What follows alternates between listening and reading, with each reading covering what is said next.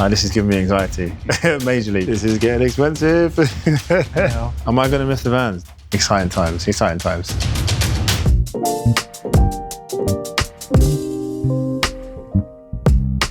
We have a chair there for like the consultation. Let's call it the doctor's chair.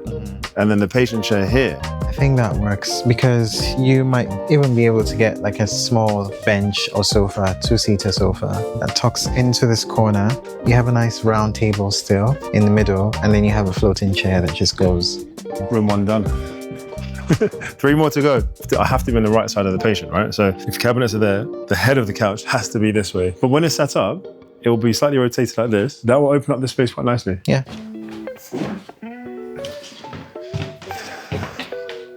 The feature wall is this. We do not need to make that a feature. Yeah, exactly. I think that's beautiful. Well, this is your work. If I say so myself. This is your work. So this is the last stages of the design and of the build, and that's why Jude has come down today. And before Jude goes, you guys need to know about Jude. I actually started a while ago, about probably 8 years ago. Yeah. But I started as an architect, slowly transitioned into interior design, just because I felt, that experience was more personal than designing, the actual building. But I still, practice both. What we've done here is something very interesting, very unique as well. And we're not trying to be like other treatment rooms, other aesthetic clinics. It's basically an experience that's meant to shift from the norm, sort of introduce you to a new type of space. We figured with this space, it needed to be like more modern. We didn't want it to feel just so clinical, Yeah. I think there's a movement away from people experiencing aesthetic clinics or clinics in general, like wellness clinics. There's movement away from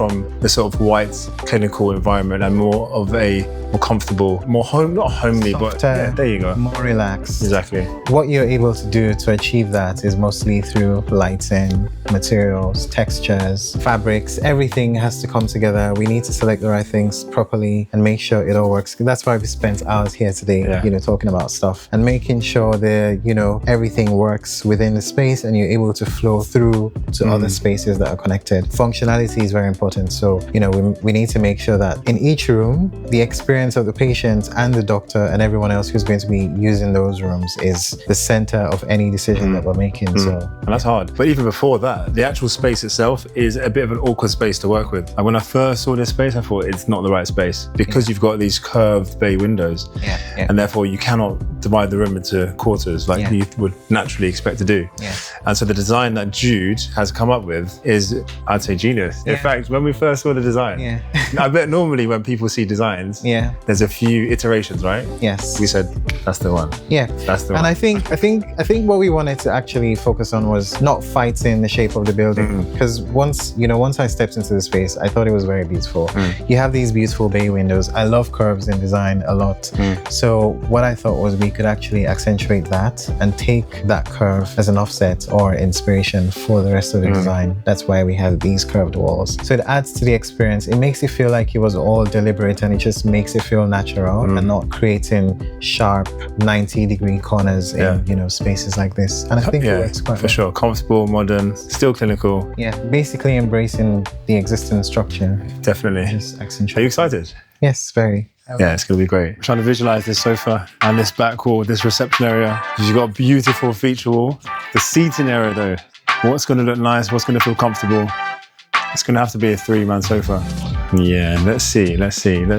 So the sofa situation, ideally we were going to have 2-seater sofa and an armchair like this. But it looks like there's not enough space now for an armchair. The measurement of this wall is not as long as we initially thought. So instead of a 2-seater and an armchair, we're now thinking of getting just a 3-seater sofa. And this is giving me anxiety, majorly, because the finishing touches, it's the furnishings, it's the lighting, it's final touches that really lift the room and bring out the aesthetic, right? And these things are not cheap. These items are not cheap at all. Really want to get it right. Ross, what do you think about the project? Well, we just started 10 days ago, and I think it's going to be a nice, really, really nice, interesting project for me. And at the very end, I think people will be really excited. So far, I can see already getting in a good shape. Even in 10 days, you can see it's mad. The really, really nice walls and all that. There's a few things that we've changed. Yeah, a few things, yes. At the very end, I think it's going to look amazing. So nothing's making you nervous about the build, yeah? No. Yeah, nothing. Okay, good. I'm very excited.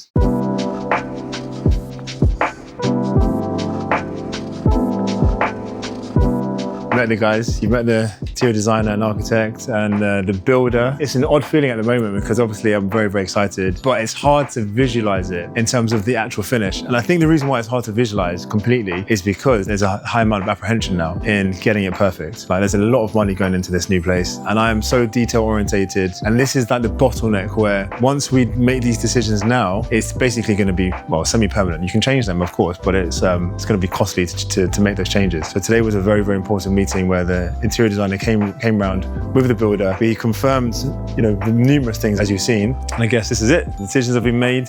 Most of them are finalized. Now, it's just about getting it done. And I think once it's all done and we can actually see the space and we can see how beautiful it does look, I think that's when it'll be like, wow, yeah, this is amazing. Like that would be when like the excitement, the sort of sense of pride comes in, I hope. It's got to wait, isn't it? Exciting times, exciting times. Am I going to miss the vans? The thing is, even now that this is being built, I've been speaking to a lot of patients and telling them, you know, this is going to be ready in like 4 weeks. We are going to be offering patients the opportunity to see us here or see us in the mobile clinics. Well, there's some patients that absolutely love the mobile clinics and they're like a bit gutted that they're going to have to come to us now in central London. A lot of the patients are actually happy to just go where the doctors are going to be because we've built up trust with them over many years. But it's still actually a bit uncertain as to what we're going to do because effectively we're paying for 2 premises, right? We're paying the insurance, paying for the office space in Hammersmith Grove, we're paying for the parking spaces, and now we're paying for this space as well. We're effectively paying double. Yeah, we need to come up with a plan. Bit of uncertainty at the moment, which is adding to maybe a little bit of stress. Good problems to have, good problems to have. I think giving patients the options for both is actually gonna help level us up. So yeah, we're gonna be able to offer a lot more services. Big things are happening. It is bloody exciting, but the road is long, but we're on the road, we're on the path. It's happening.